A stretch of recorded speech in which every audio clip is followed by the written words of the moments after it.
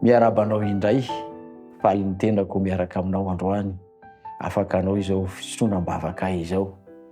Manana namantsika androany izay mangatabavaka manokana. Ny amezan'Andriamanitra azy hatrany hatrany ny fanahy, ny fahendrena, aizany manampy ny hafa.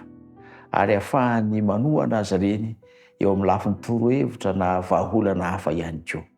Mivavaka ihany koa izy, manirika koa izy ny mba hanampian'Andriamanitra azy eo amin'ny fikolokoloana ny ankohonany sy ny zanaka izay nomena azy. Ankehitriny hivavaka ho azy isika, andeha hiara hivavaka isika.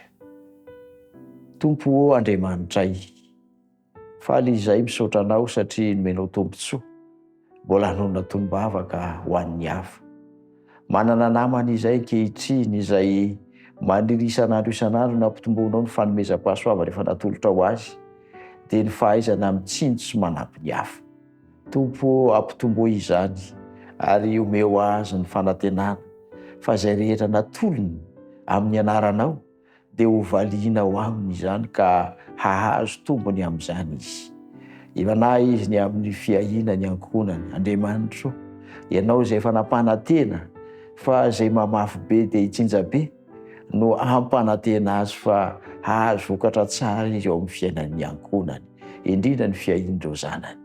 Koa meteza Andriamanitra, hanala ny tahotra eo aminy ianao, miahy azy misy aminy, ary aoka izy atoky fa Andriamanitra tsy mivadika ianao ka tsy hamela azy hangahiaha fotsiny eo anatrehany toe-javatra misy. Momba azy, manampy azy ianao Tompo Andriamanitra io, nivavaka dia tonongo sy angatahako amin'ny anaran'ilay maty ny solo anay. Amen.